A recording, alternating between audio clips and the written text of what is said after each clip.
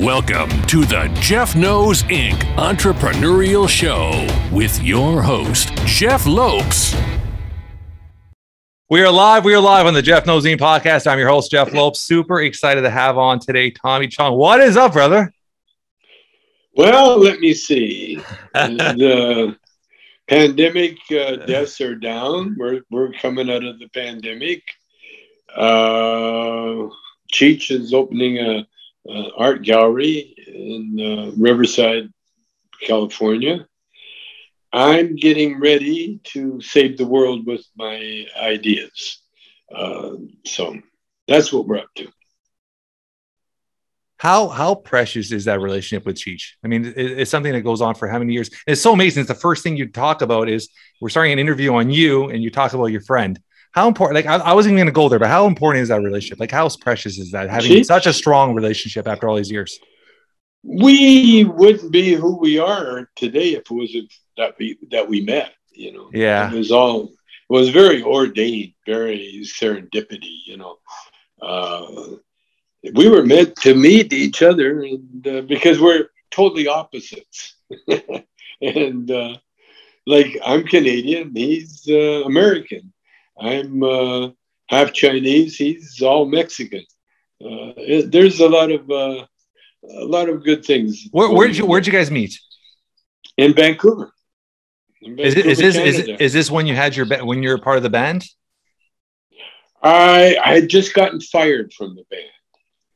Okay. I got fired from Motown, and I was at the time I met Cheech. I was working on an improvisational stripper in a strip club, an improvisational strip club. Yeah. It was pretty awesome. Pretty awesome. So how you guys just bumped together and just hit it off right off the bat? No, with the troupe I had an acting bunch of actors, plus the strippers, you know, were obviously very beautiful ladies. And I had another partner named Dave Graham from Vancouver. He and then we had a straight man named Rick Lenz. And Rick came from a theater background. He was an actor. Yeah. But his wife had no idea what kind of play he was in. And then when we made the front page of the Vancouver the Sun, then Rick had to quit. Rick's wife ruled the roost. And so this mutual friend, a customer that would come down and check out the show, a Russian, a guy named Ihor. Anyway, Cheech was working for him. Ihor had a hippie magazine. And so he told me that he knew of a guy that would fit right in with us, what we were doing. Yeah. And so I said, well, bring him down. And he said, well, come on out and meet him. And so I went out to this farmhouse where Cheech was employed as a writer. He was writing for Poppin' Magazine, a hippie magazine. Yeah. And I met Cheech and I told him what we were doing and told him to come down to the club, check it out. And he did. And we hired him.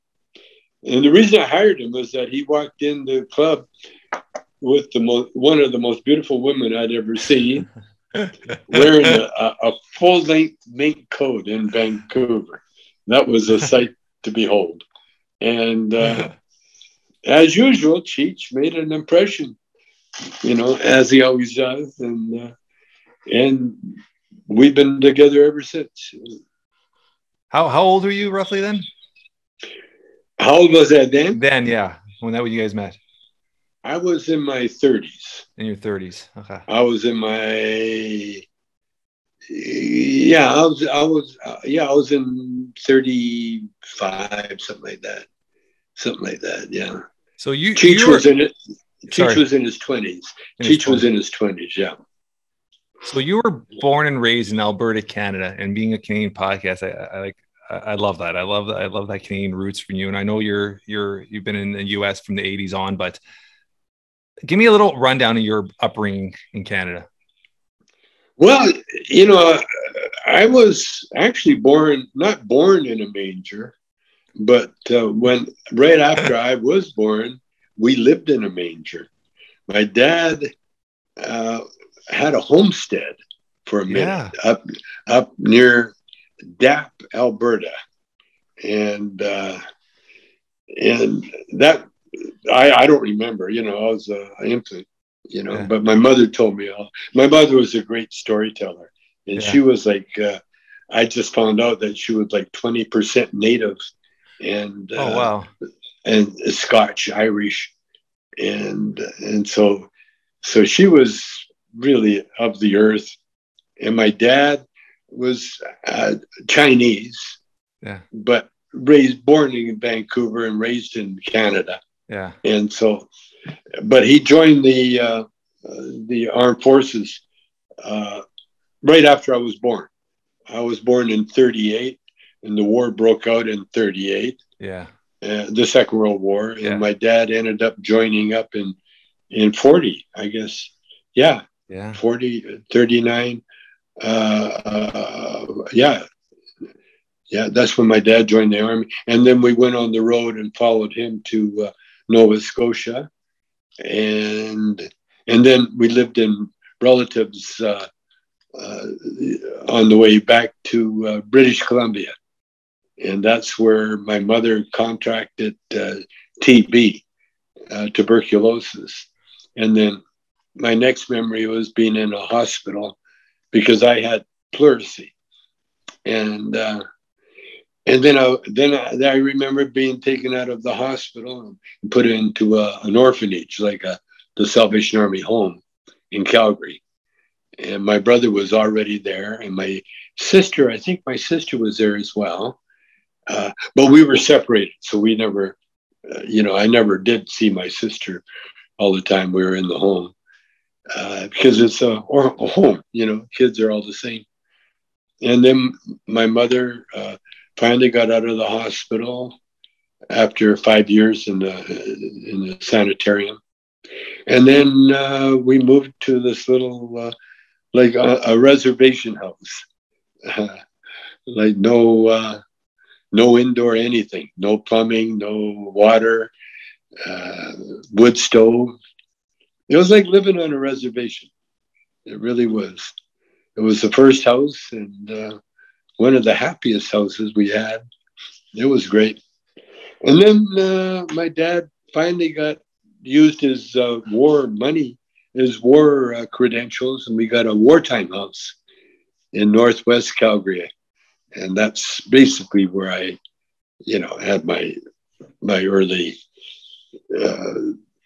right up to high school. In fact, I went to high school. I lived in 1419 19th Avenue Northwest, Calgary. How do those memories define you? Because it's a lot of, I mean, you're talking with these great memories, but it's when you look back now, there's a lot of struggle there, right? I mean, being put in an orphanage, being separated with your family, there's a lot to unwrap there. Like, how do those define you? They made you more tough, made you more rugged, made you more not trustworthy. Like, how did it change you? Well, it doesn't change. I mean, I grew up in that environment. See, I never knew a normal home. Yeah. And so that's why when I went to prison later on in life, it was no big deal. It was like going back home, because my earliest memories was being incarcerated, either in the hospital or in an orphanage or, and I thrived really. Like when I was 13, I ended up joining Army cadets in Canada. Yeah. And that's a poor man's vacation, you know. Actually, it's a poor man's everything, because that's where I learned how to march, and discipline. I learned how to react to orders, and what helped me later on in my career when I was on Dancing with the Stars, You know, my ability to know my left foot from my right really came in handy. And as far as entertaining goes, because I was never part of a family unit. I was always part of a group, you know. Yeah. And so we had entertainment. You know, the Santa Claus came to the home, for instance. Yeah. And, you know, there was always. Then I went to Bible camp when I was 8 years old, and again it was a freebie, you know.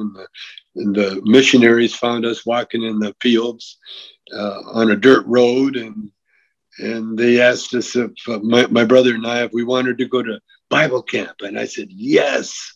And I really wanted to go anywhere, because in Calgary, you know, we had to drive like 200 miles to the nearest lake, you know, and it was great. I had, to me, I would never change my early upbringing. It was magical because we appreciated the little things in life, you know, like being, you know, driving to a lake, or driving anywhere. You know, my dad was a truck driver, and so he always would ask my brother, older brother Stan, to go with him, you know, because Stan was better company, you know. He would stay awake, and he'd have conversations, but my brother never wanted to go, and so I was always willing to go. I loved going anywhere, and so I'll go. So my dad would take me on the road with him, and I wasn't that good at company because I was young, and you know, and as soon as I get the truck at night, especially at night, I go to sleep, you know? And so that would be the company that I kept my dad. But I learned a lot. I learned how to be alone. You know, that's why, and with Bible camp, I learned the basics of spirituality. You know, I won't say religion, because I don't even know what religion that camp was. It was Christian, I knew that. But other than that, you know, they never dwelled on any dogma. You know, it was just teaching you all the pretty stories, and I really enjoyed. I loved Bible camp. That was great. They had a lake, no showers. You just go jump in the lake in the morning. That was your shower, and it was great. And that's where I learned how to perform. Because every little tent had their own. They had a little stage set up in the dining room. It was at Pine Lake, by the way, if anybody's interested. Pine Lake, Alberta, and it was it was one of the nicest times of my life that I can remember, because I learned a very important skill, which is I learned how to pray. And that's a skill that's still with me, you know, because learning how to pray is much like finding out an app on your phone that's always been there, but you never knew what it was about, you know. And that's what prayer is like. And the app. I've never heard that defined like that, but I love it. The app is the word God. That's the app. And when you hit that, and you don't have to say the word, you just have to think it. And when you think that word, then you open up the God app, and then whatever concerns you will be taken care of. You know, he will perfect that which concerns you. Then later on in life, I got turned on by a jazz musician about, I'll think of his name in a minute. It comes and goes. But he turned me on to some really hip books. There's one book called The Third Eye, and it's by T. Lobsang Rampa. And it's a book. It's a Tibetan book about a Tibetan monk who was reincarnated as an Englishman, but he was still he can remember everything from the previous life, and he wrote a book called The Third Eye, and that started me off on a very now sort of like a quest for answers, to find out, because you find out those spiritual secrets, now we are heirs to the riches of the universe, not just the world, but not just Earth, but the universe. And so I did. I went that route, and I'm still on that route. I'm still on that path, and that explains my success. From outhouse to the White House. I love it. I love it. I'm sure you still do. I mean, that's your one of your greatest talents is your musician side of you. When did you fall in love, and what pushed you towards the music? It was my entertainment. All my life, I had musical skills. I could play by ear. And it started off with my cousin. We'd go visit my aunt and uncle. And by the way, in Vancouver, all the Chinese are related, thanks to the immigration officers, And so I had an uncle, and his adopted son, Winky, had a little 12 bass accordion. And so since I could remember, I'd go over to his house, I'd head right for that accordion, pull it out and start picking out tunes, playing tunes that I heard on the radio, and just playing around, just enjoying it. And then my mother had a guitar when she was pregnant with me. And so we always had a guitar in the house. And around that time, I started picking up the guitar and playing that a little bit. And then we had a fiddle player across the field from us, and he needed a guitar player, and I could play well enough that he taught me how to play backup. Yeah. And so I was playing dances at the age of 8 years old. I was playing all night. This is not one and done. It was like an all-nighter. Since so 8, 9, 10, 11, all those years, I played backup fiddle for the fiddle player. And then when I went into Army Cadets, that's when I met the other guitarist, another guitarist named Dick Bird. He was full-blood Sarcee native from Calgary, and so we became really good friends. And that's when I got the music bug. You got a music Jones when you literally get on the bus with a guitar amp and your guitar, and you have to and back then these were big amps. And then you had to carry, well, we were little guys anyway. And then you carry the amp on the bus and all the way to the Dick's house. Sometimes no amp. He would have the guitars at his house, and then I would stay there the weekend, and we literally would go to bed, go to sleep at night playing guitars, and then the first thing we'd wake up in the morning, reach over and grab the guitar and start playing again.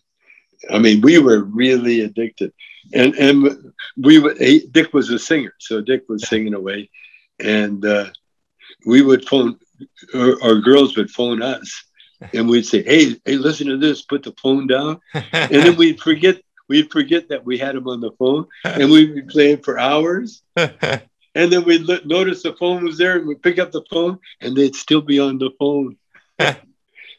Incredible. Such incredible memories, huh? Such incredible memories. Oh, yeah. Well, they're burned in your head because what we were doing See, when you're poor and you reach a certain age, you're like an adult. Yeah. You know, there's no one driving you anywhere. There's no one picking you up anywhere. There's no dropping you off at a lesson or at a friend's house. Yeah. Yeah. There's no fear of the outside world. Yeah. You know, I mean, it's snowing, it's cold. You know, I mean, who's outside anyway? Yeah. You know? Yeah. Ever know? Are you Canadian? Yeah, we're from Toronto, Canada. I'm still here. Toronto Blue Jays. Toronto, Canada, born and raised, yeah. Well, when you were a baby or, you know, toddler and that, parents kick us outside. Oh, we were outside always. Always. And the schools, airports would be shut down. And we'd still be outside. Business, 100%. And they would say, okay, you kids, go on, get outside. And then you come, getting inside wasn't that easy. You had to go take off all your stuff at the porch. Oh my God. And then the minute you got outside, that's when you had to go to the bathroom. I was telling my kids this story the other day. I got a 13 to 15-year-old, and I was telling my kids the other story the other day. Like, our kids nowadays, exactly what you said, they're driven to school, they're picked up from school. Their school's like 2 blocks away, and they're still driven to school. Oh, and our school, my high school or my grade school, it was city blocks. It was probably about 8 to 12 city blocks away, which is about a 20, 35-minute walk. And I remember days where the snow was so high, it was so cold. And I'd be walking in my head. I'm like, if I fall, I'm just going to close my eyes and fall asleep. Right? I ain't getting my ass up here because it was so fucking cold. And I remember that. And it's like, I'm telling my kids there, and they're like, it's like, they don't believe you. And it's crazy. It's like they a little snowstorm, schools are closed now. And then it was just like, you're still going to school, and you get home. Yeah. You're outdoors playing. You're outdoors. You're never home. Yeah. I mean, which is such a great childhood. Such a great childhood. Great? Oh, it was amazing. Yeah. Amazing. Yeah. Yeah. I mean, I learned everything I needed to learn about girls by walking to school with the older girls. Yeah. Because you're like a fly on the wall. They talk freely about you. And I learned what girls liked in the guy, and what they thought was, oh, he's so creepy, yuck, you know, and it was always the opposite. You think, oh, the scruffy guy, you know, the loner. Yeah. Oh, that's the ones the girls go, oh, he's so cute. Oh my God. and then the football player, oh, yuck. Oh, what a puke. No, I learned. And the other thing too about the cold. Oh, this is another be freezing cold. You know, I was in junior high at the time. Yeah. And this kid that had a paper route, he would come up to me and say, "Can you help me? Can you help me collect?" Because he had to collect money. It would be a Friday night or something. And will you help me collect? And I said, sure. And then he always paid me. And I ended up with the guy's paper route eventually. But can you imagine how cold it would be at night? and you knock on the door, and they open a crack, they see who it is, then they close the door. Leave you outside. Go get their 50 cents or 75 cents or whatever it was. Yeah. Hand it through the door. There you go. And you had to do that at least 40, 50 times. And by the time you got home, you couldn't feel anything. You couldn't feel your feet or anything. No. And it would be for a pittance, not even $5, I don't think. No. But I did it because I was asked. Yeah. You know, someone said, will you help me? Because that's one thing about Canada. If you need help, you don't hire it. You help. Ask. You go knock. Ask. Yeah. You knock on the next door. Yeah. You know who to ask. Yeah. Yeah. I remember that. Yeah, I remember my first paper route. I mean, obviously, I'm a lot younger than you, but I'm still 44. I remember my first paper route. It was the store flyers, and they would bend them. We had to put a little elastic band on, wrap them together, and I would be per house. I was paid 6 cents a house. So you would be there doing 5-6 street blocks and come back with like a $3-4 paycheck, and you were so happy. And back then, you're just like, it was the world to you, right? And I was like 6 or 5, and I'm like going back and forth up and down the street with this little cart or little buggy, trying to do everything, throwing everything. man. But those memories, those they build character, right? And those are just and they're instilled in your options too. I love it. Big time. But yeah, back in the day, when you were a certain age, you were like an adult. Yeah. You know, you just went. In fact, they treated you somewhat like that. They had respect, you know? Yeah. I mean, I'm talking about parents because they weren't involved at all. Like my mother and father, my mother had a grade 3 education. And because her mother committed suicide when she was a baby, basically. And no, she was in grade 3 at the time. And she was taken out of school. And then she was made a domestic, you know. And I realized now why, because she had native blood. She was 20% native. And so they just treated her like a native. And so forget school, forget, you know, relatives or whatever raising her, boom. And she became a domestic servant right up until she met my dad. And then when she got married, then she became a wife, you know. But she had TB and everything else. But she was so beautiful, and with stories she had. Yeah, I love that you said she was a storyteller, and I think that's a lost art for a lot of people. It's such an incredible talent to be a storyteller. Yeah. I'm a storyteller. I obviously I can see that very clearly. I got that from my mom because figure it out. We grew up. The only luxury we had was a radio. Yeah. Because we had a cook stove, a kitchen stove for the heat, the whole house. Yeah. And this is in Alberta. This is Calgary, in the fields, in the country. Yeah. And there were times when the blizzards literally almost covered the house, the snow. You couldn't get out the back door. You had my dad had to dig his way out. And then you had to walk to school, you know, in the country. Yeah, it was great. But so much on the way there. Yeah. I'd watch spring happen, you know, walking to school. I could see the snow melting and the little crocuses poking up. And it was. And we would go play in a slough, you know, there'd be some body of water. And of course, there was no lifeguards. There was no nothing. And there was like the older kids building a raft. Oh, yeah. And a BB gun. Yeah. That's what my brother saved enough money to buy a BB gun. And my only way of raising money was to cry. Cry and whine. And my dad, every once in a while, he would, give in. But we had BB guns, and we played with them. That was our and slingshots. I could still make a good slingshot. And oh my God! Oh, it was. But then I found out I'm Native, you know, so it was just normal. In fact, our toys, we never had toys. Yeah. You know, there's no such thing. I want this toy or that toy. It wasn't until we moved into the city, I had a neighbor who would collect things and do things. And I was never a finisher.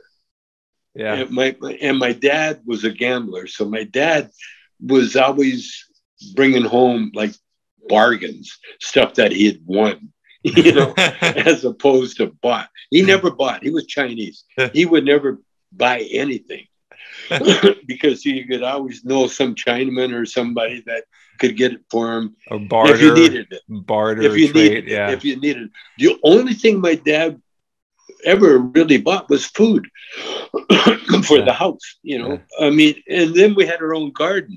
We had a garden. Yeah. We had a vegetable garden, and it wasn't one of these, you know, flowers and sweet.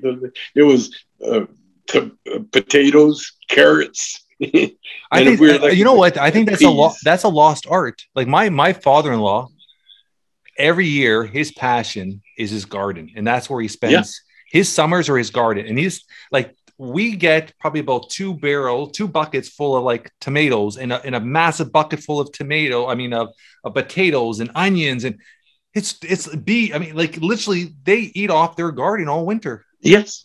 Yes. Which is pretty amazing. And it's healthy as hell. Yeah. You're not going to get more organic than that. No. What's the nationality? He's Portuguese. We're Portuguese. Portuguese. Yeah. Of course. Yeah, of course. And he still makes his own wine. He's in his late 70s, still makes his own wine. Of course. He just spent the other day $800 on grapes to make his wine. It's wine time right now. He's getting everything all done, get ready to make and he literally makes wine for the whole street. He makes wine for everybody. Of course. Yeah. Yeah. Because you're not just going to make it for yourself. No. It's unheard of. Yeah. That's what neighbors did. Yeah. Yeah. That's what neighbors did. They shared. You share everything. When I was a kid, too, the bad kids, they would go raid gardens. That was at night, like the commandos, you go out there and create mischief, but I love it. You talk about childhood. No, I was going to tell you about toys. Okay, there's no toys store. So if you want a toy, you made your toy. Yeah. But finding out that I'm 8% native. Yeah. My favorite toy was a knife. And my brother too. We learned how to throw knives into the shed. Yeah. We come into the house, Mom. Can I have the paring knife? Okay. Now don't cut yourself. It's sharp. Yeah. Of course. Yeah. And then at night I would carve, but I'd sit by the fire and carve knives, carve spears, carve guns. I once carved a pistol. Yeah. That was their toys. Yeah. If you wanted a toy, you made it. Make it. Yeah. What a great childhood. What a great childhood. It was. And it's crazy as the younger generation would never understand that, right? That's amazing. So every once in a while you run across some, into the crafts. Yeah. I've got a grandson, that he likes to hang with me and because I'm still, still kid at heart too, though. Oh yeah. Here's one of my knives I carved. I carved what we call like letter openers. This is a letter opener, bamboo. And then I carved these the joint holders. They originally were pipes. It was a pipe for a little nugget. Then I thought, what the hell? Because I went back smoking joints. Because I got more control. I had somebody complain about indica. Oh, I don't like to smoke indica. Why? Because it gives me nightmares or does all sorts of things. And so then I told him, I said, well, the problem is that you're smoking too much. You don't need that much. If it starts being negative, that means way too much. I says, I learned how to smoke. I used what I call the rat technique. See, when a rat finds something to eat, not sure of it, it'll just take a little nibble, and then it'll crawl off and wait to see what happens to him. And if nothing happens, he'll go back and take another little bite, and he'll wait for that, and he'll test it out until if it's fine. If he doesn't get sick, fine. If he gets sick, well, boom, leave that alone. You see? Well, it's the same thing as pot. Yeah. If you're not sure of pot, anyway, this is the way you should do it. Light a joint, take a couple of tokes, put it out. That's all you need. Then wait and see how it affects you. You see? The reason you get sick is because your body didn't recognize it. See, I can smoke a lot now because my body recognizes what I'm putting into it. In fact, it craves it. It says, hey, time to get high, Yeah. But I still don't like to smoke too much. I don't like to get too high because it's not pleasant, getting nauseous and dizzy and paranoid. That's not a good state to be in. And so what a good state to be in is have that glow, just a little hint. And then you can function. Yeah, which is very important. Yeah, you can function. You can play music. Yeah. That's what people said to me about Cheech and Chong. Oh, you guys must get stoned all the. No, we would take a couple of tokes, and then we do a record. We'd do a couple of tokes, and we do a movie. But never. It was all for the movies. The big joints and all that stuff. Smoking and it was all the most of. It was just to entertain people, but in reality, your body is like an instrument. Don't abuse it. Use it. Yeah. Quick question, Tommy. When was the moment when you and Cheech, when you guys sat back and just like, this is becoming bigger than us? This following is almost like a cult following, like it's becoming bigger than us. Like, when was that moment of when you guys just sat back and just like, wow, look at the almost the movement, or look at the outreach we're getting right now? Because like it's generations, like my dad just recently passed away, and I mean, I remember my dad talking about you, and then I watched. It's generations, right? Sure. And grandfathers. Yeah. So when was that moment? If there was a moment when it's just like, wow, like look at what we've created here. I got to tell you the truth. Because of the way I grew up, in the country, and that the root cellar. We had a root cellar. Yeah. We never had a freezer. We never had a refrigerator. We had a root cellar. Yeah. What you learn with that kind of life, and especially like I'm being in the home, being in the hospital, being around, you take each day as it comes. There's nothing repetitive. Yeah. There's nothing where you say, oh, not this again. When you're like me, or you're on the edge, or little things become your joy. Yeah. I think we had an epiphany. God, I can't even say that it was that when I was with the clubs.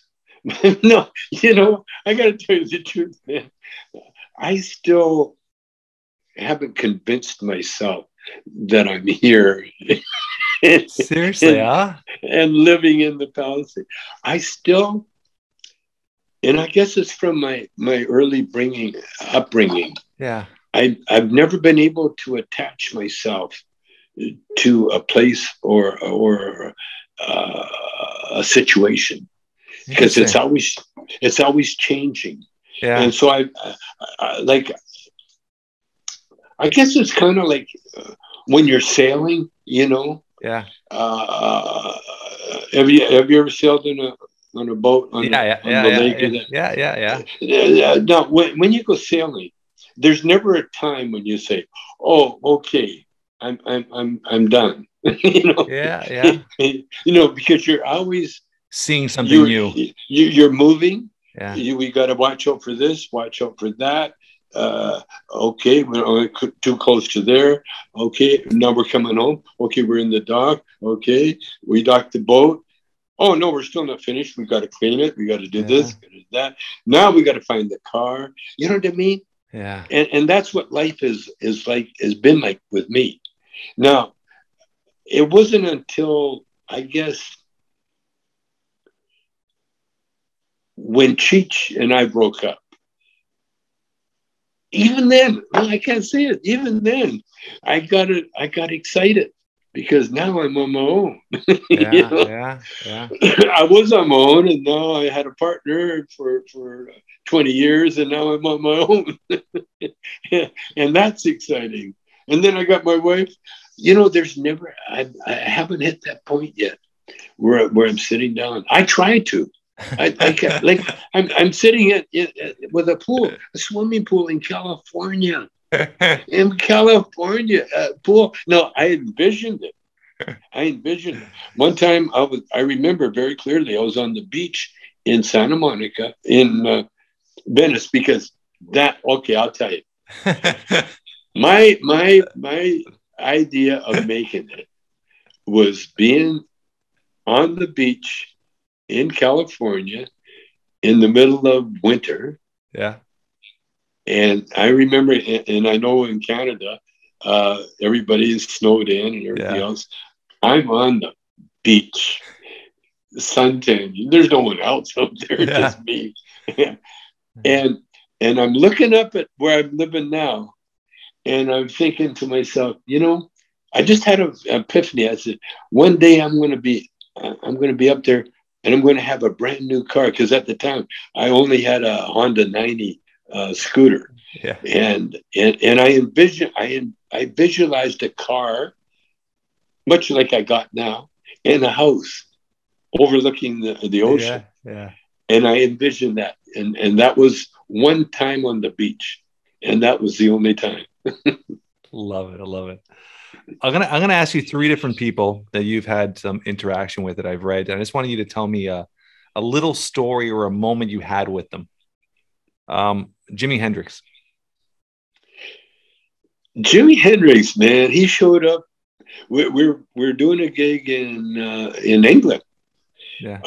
Motown sent us over there with Chris Clark, and it was like a little present from Berry Gordy, you know.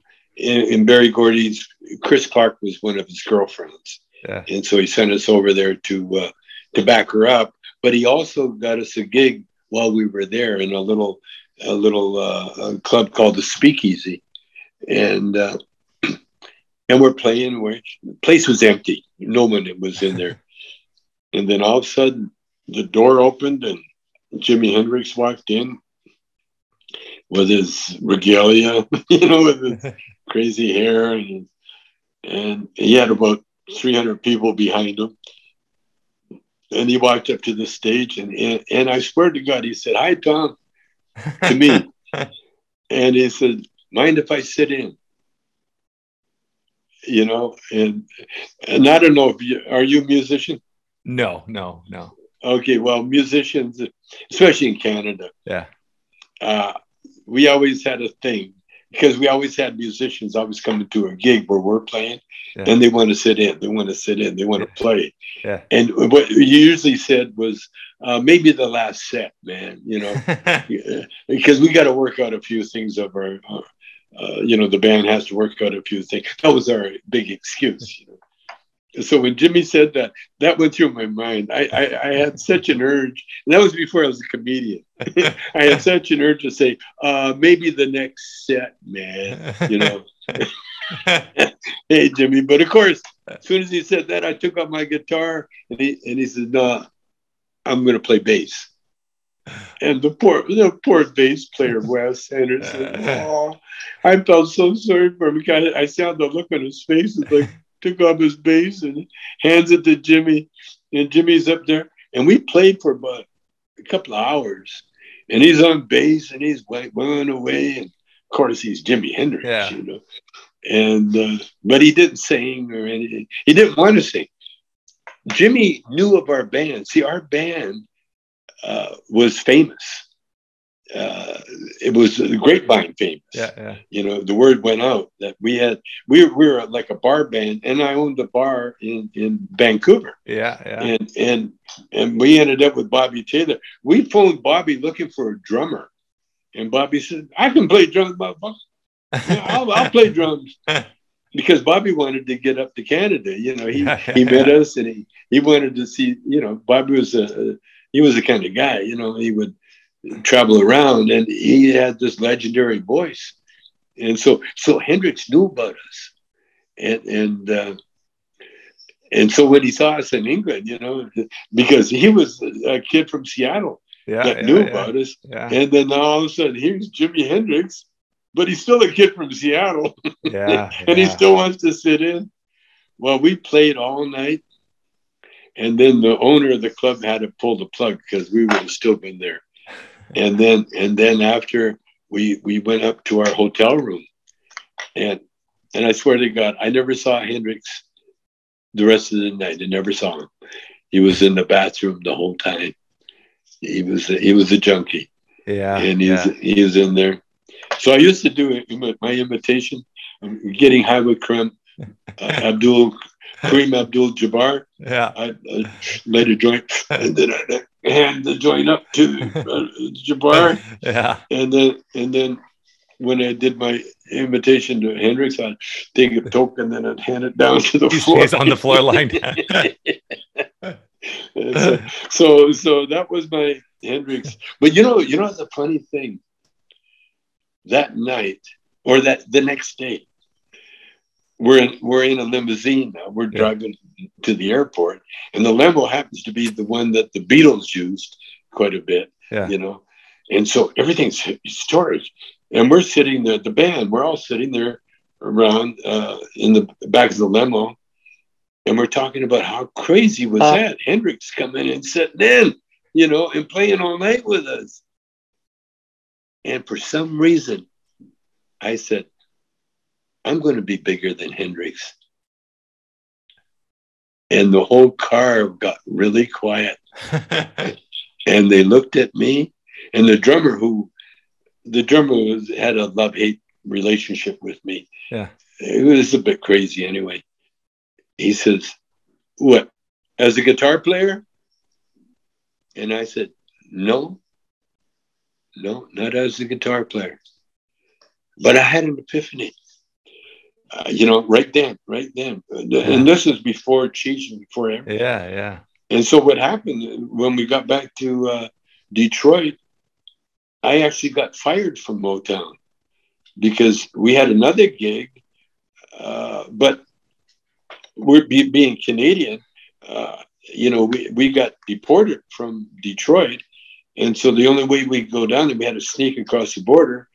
And so then I told Barry Gordy or Motown, you know, that I needed to get a green card. And so the Motown lawyer set it up. And so I had a gig with Chris Clark, another gig at Cherry Hill, New Jersey. And so then I had an appointment to go see the immigration people that Saturday. And the gig was Friday, Saturday, and Sunday. Yeah. And so I told the manager, you know, Johnny Bristow, I said, you know, that Wes and I took the bass player with me. Yeah. I was going to get him a green card too. You know, I always like to have a partner. Yeah. And Wes was kind of one of my partners. And so I took Wes, and we had to go get our green card. And so we had to miss Saturday night gig. Yeah. And Johnny Bristow, road manager, said, if you miss this gig, you're fired. And I looked at him, and you know, this is Motown. And I never had the energy to explain to him, you know, what we're doing. I never had to. But sure enough, as soon as I got my green card, and then Wes, he had a ticket back to Cherry Hill, New Jersey. I never. And so then Motown said, "Oh, okay." So they kept me a ticket, and I went back there, and sure enough, Johnny Bristow said, "You're fired." Wow. And so, but the reason I had to go back is I have my girlfriend, now wife Shelby, and our baby, our love child, in the motel there, waiting for me to get my green card. So I had to go back. And so after I got fired, I went right to the gate, got fired. Then I went back to the hotel room, and Shelby says, "Oh, you're finished early." I said, "I got fired." And Shelby goes, "Oh, that's good. That band sucked. Come on to bed."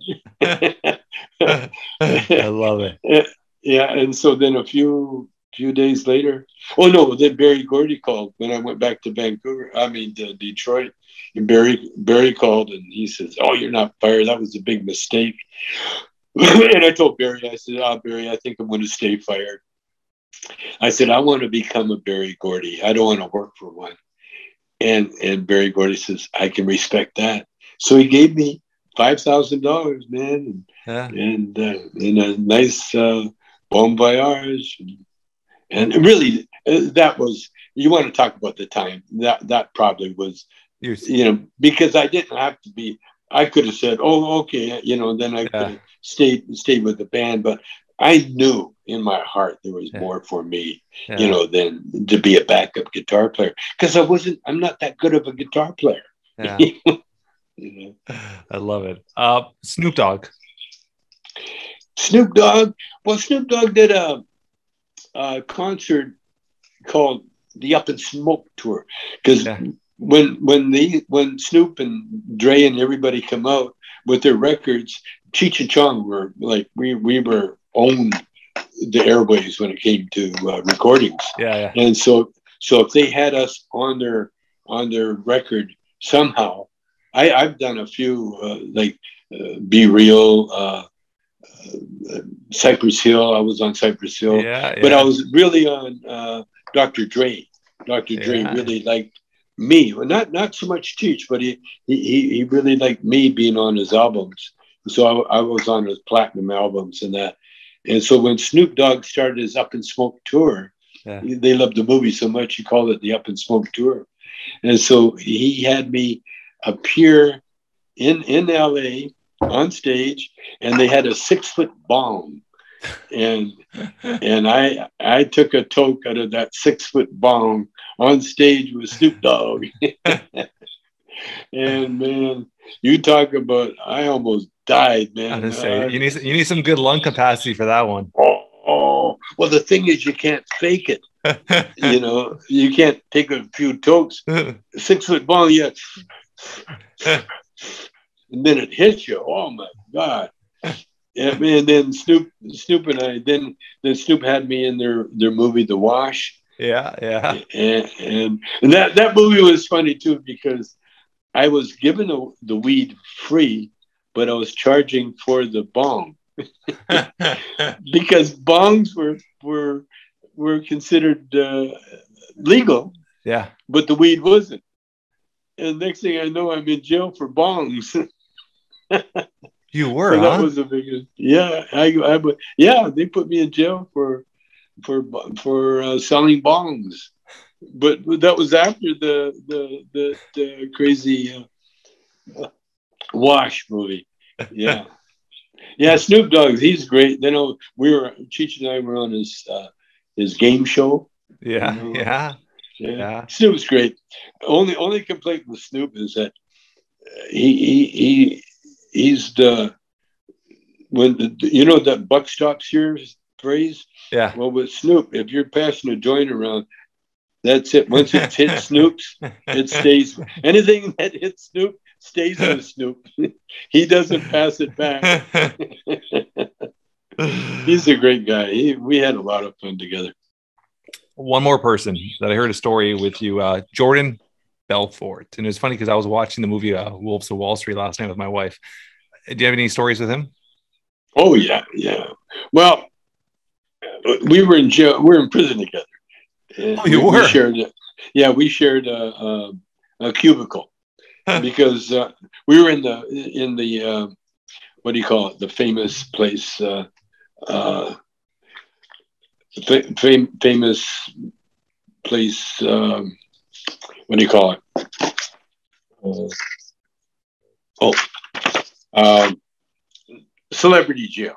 Yeah. And so they put us together. I was there before Jordan came. Jordan's such a trip, man. Because he didn't have to go to jail, man. He had everything wired up good, Yeah.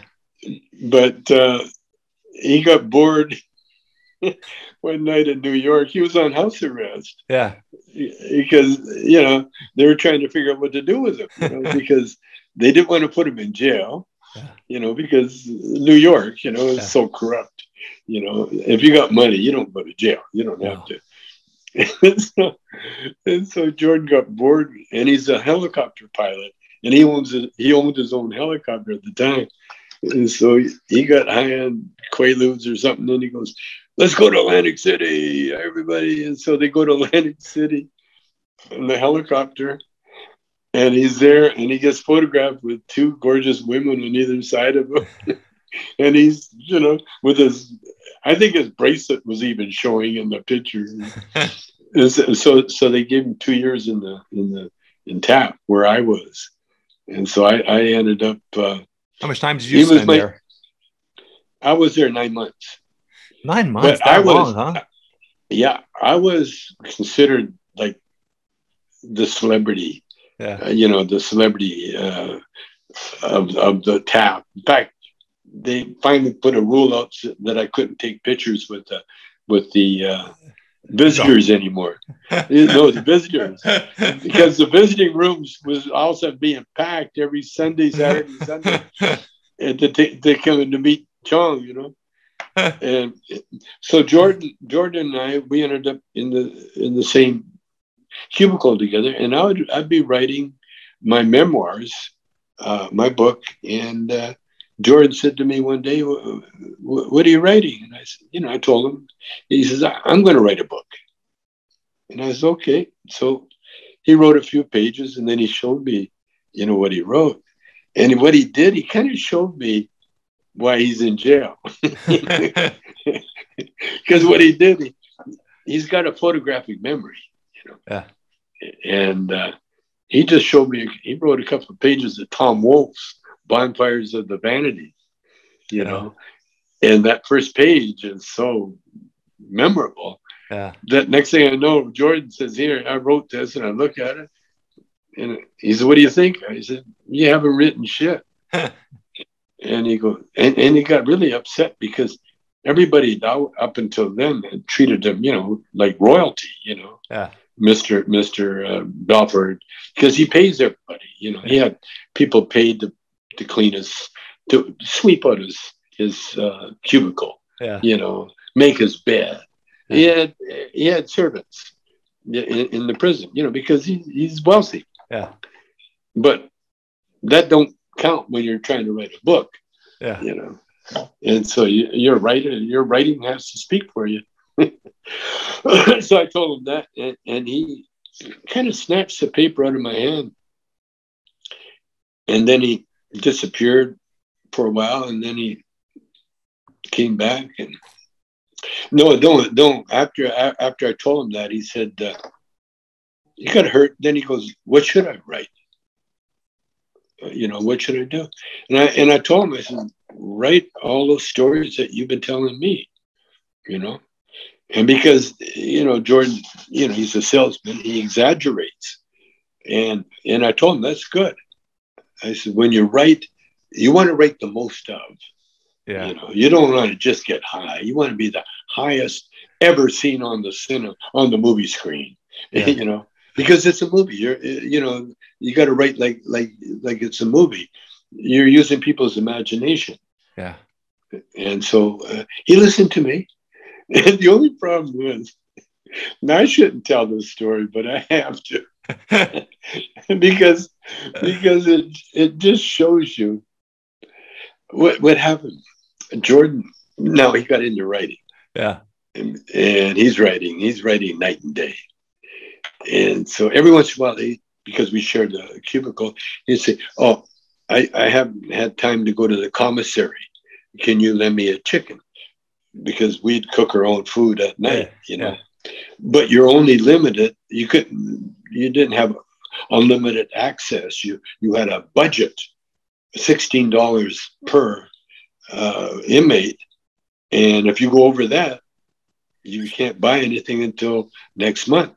Yeah. And so we had a little system of our cooking, our what we call our car.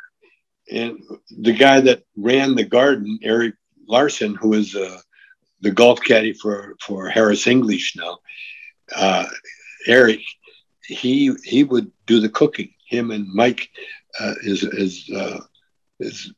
actually the guy he shared the cubicle with. They would cook, and now the only deal was, and then we would eat in the TV room, and we'd be alone. So we had our own private dining area, and we had a whole bank of televisions if you wanted to watch, but we always socialized. Yeah. And so it was like the Goodfellas movie, you know, and they would cook these gourmet. I was about to say that. I was getting the picture of cutting that garlic nice and thin from the movie Goodfellas. Well, they would spend 4 hours a day cooking, because we had to cook on microwaves, and they would do the vegetables, and what they would make burritos. Yeah, man-sized burritos. The first time they made me a burrito, I thought, well, I'll take my little share and then pass it on, you know, like you do. Yeah. And they said, oh, no, that's yours. That's yours, that whole thing. Now, the only deal was if you were the new guy, you had to wash dishes. Yeah. Okay.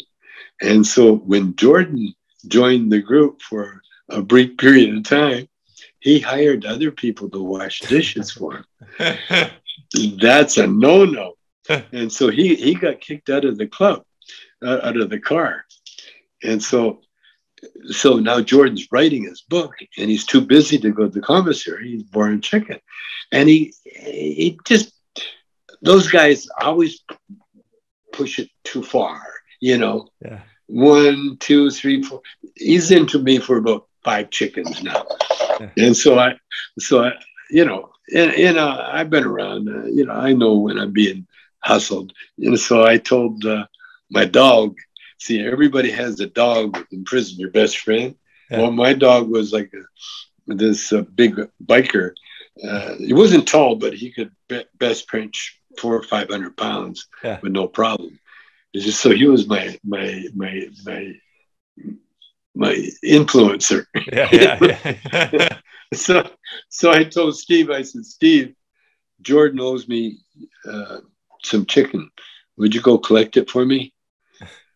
And Steve goes, oh man, don't make me do this, please.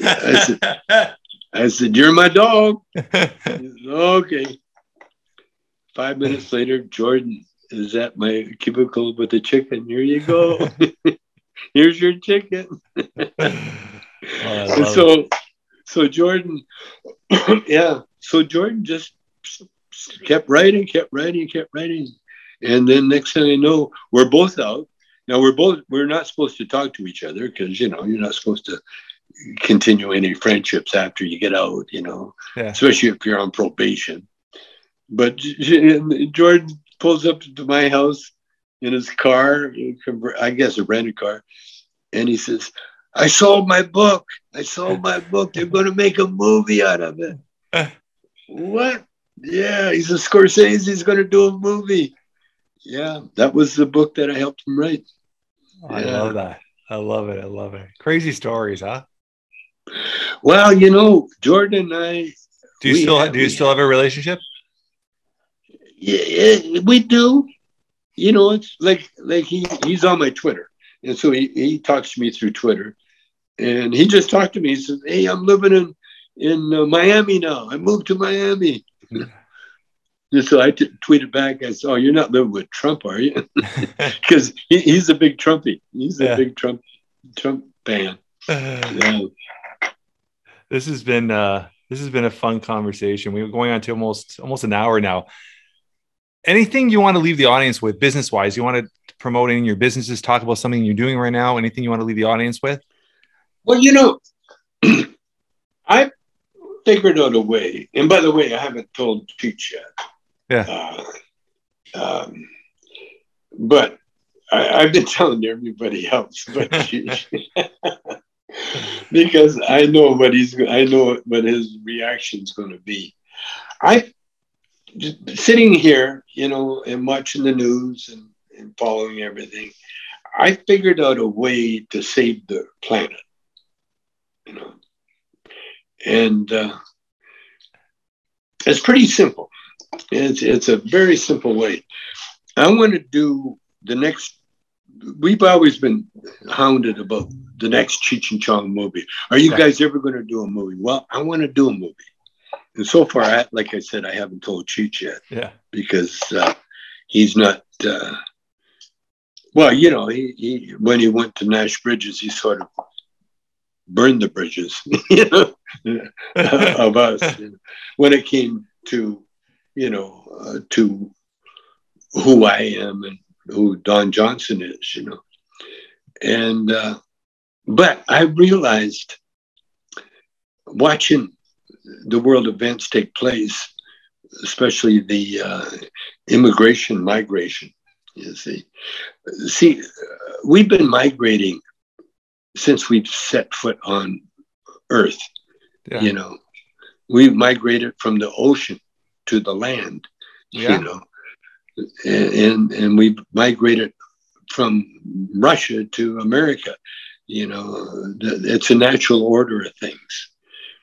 And there is only one organization that could cope in a positive way with mass migration, and that's a movie company. See, a movie company has the wherewithal to record, because the whole thing about a movie company is recording events that happen and to staging events. So you're recreating events as opposed to, say, a documentarian where they document events that happen. Yeah. Well, what I want to do is I want the next Cheech and Chong movie to be called Cheech and Chong Saved the World. I love it. I love it. And the way we save the world is that we start a movie company. I'm starting it. It'll be mine. It won't be Cheech's or anybody. It'll be mine because I have to have final say, you know. I'm going to start a movie company. And I think I'm going to call it, what's it?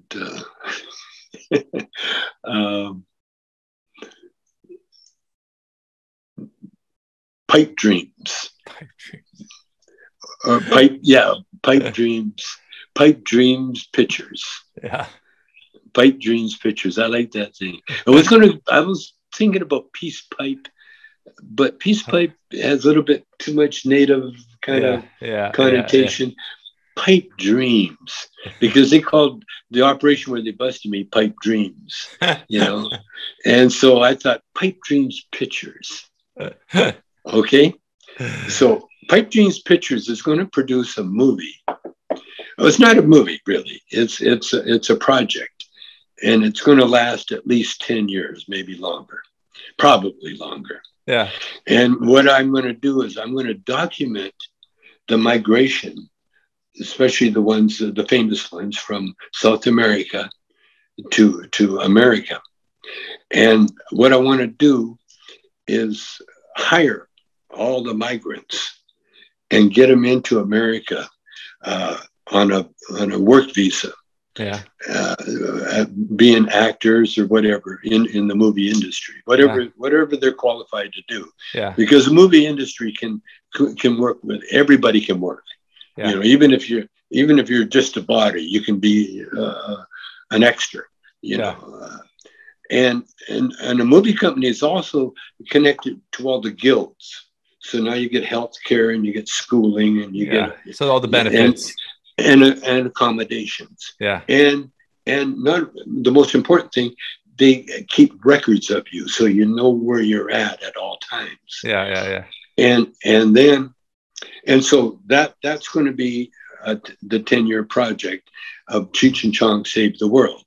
Now, I'm going to recreate the march with the actual marchers. Yeah. The only thing is I'm going to put in is the humor and the other side as well. Yeah, because you know, you can't walk 1,300 miles and just be sad.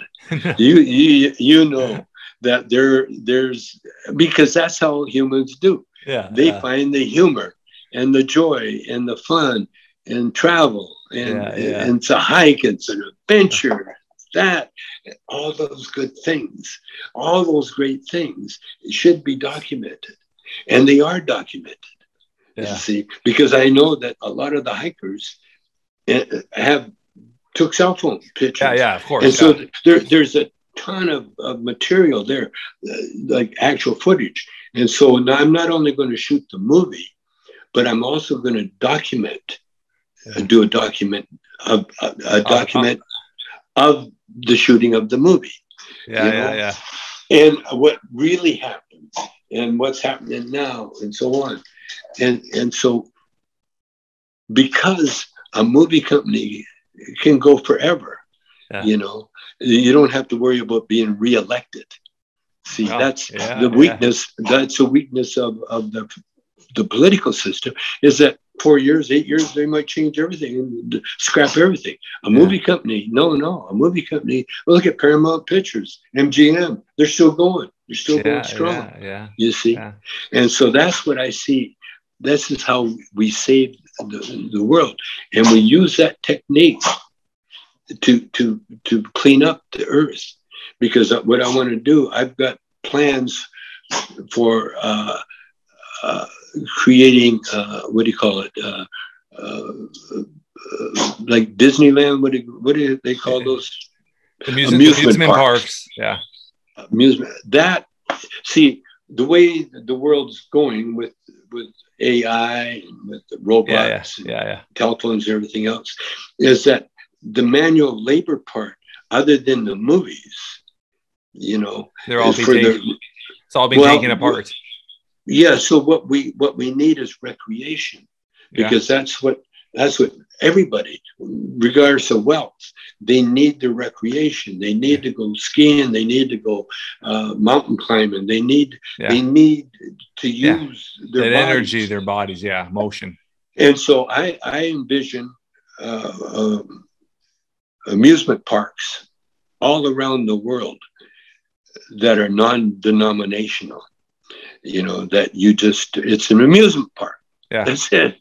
You're going there to climb, and it's also a place where we desalinate water from the ocean. So instead of a pipeline with oil, I want a pipeline with water coming into the Magic Mountain, and being piped up to the top of Magic Mountain, and then as it comes down, it gets filtered. It gets filtered naturally, and then we create these lakes and these rivers with the salt water, and then that replenishes the land, and we create rainforests, we create fields, we create a food source. And then the third one, that comes in three, is I want to build pyramids like they did in Egypt. Using modern technology, but using the same what they did. They used gravity to build the pyramids. Did you know that? No. In order to get the biggest rocks that they had to move were the cornerstones. Now to get the cornerstones, what they did, there was this little, it was like a little tunnel through from one end to the other, and they just figured out what it was. For years they thought it was some ancient aliens pointing at the Pleiades or some bullshit like that. What it is, it's a cable box or a cable house. The house of cable, a rope of hemp tied to a counterweight on the other side. So they use the gravity to push it through. That's right. They use a counterweight, and then the greasing in the poles, and then manual labor. It's incredible when you think of the engineering into that, huh? Yes, it's incredible. And I want to recreate it, because did you know what the purpose of the pyramids were? No. I'm getting a history lesson here. I love it. I'll tell you what it is. Employment. Yeah, interesting. It put the soldiers to work. Yeah. See, employment for all the craftsmen, the guys that cut the stones, the guys that made it, the mathematicians that figured it out, you know, the weight and everything else. And sure, they said, because really what they were doing, they were using ways to keep the people working, you see. And then, when you got laborers working, you need people to feed them. And so the gardens that were around the pyramids at that time, because it wasn't dry desert then, it was jungles. So you had gardens that would feed these people. And then also it kept the army in good shape. Because you know, moving those rocks and everything else. And when they had to go to war, these guys were buffed, well fed, ready to go. And so I want to recreate that art, and I call it saving the world with art, through art, because that is pure art. The pyramids. It was just that's a sculpture. Beautiful. Thing. No, you call it a burial site or whatever you want to do it. You know, who knows? You know, but in reality, what it did was create employment, and that's our problem now. With modern day now. Syria, that was the problem with Syria. Jerusalem and Palestine, that's their problem, is keeping, you can't grow shit in the desert, you know, it's a desert. So what I see, and I can see these projects springing up all around the world, because you know, like California, we're in a big drought, you know, and yet we're right beside an ocean.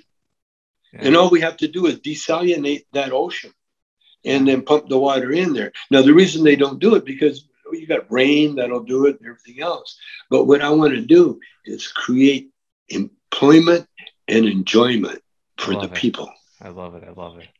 This has been such a fun conversation. You're an amazing storyteller. You're obviously lived and are living and going to be living an incredible life. So I love everything you're doing. If you're ever back in Toronto, Canada, hit up Jeff Lopes. I'd love to hang out with you and take you around Toronto, Canada. I'm sure you've been here plenty of times. Well, anytime you want me on the show, you know, just, you know who to contact. I appreciate it. I appreciate it, brother.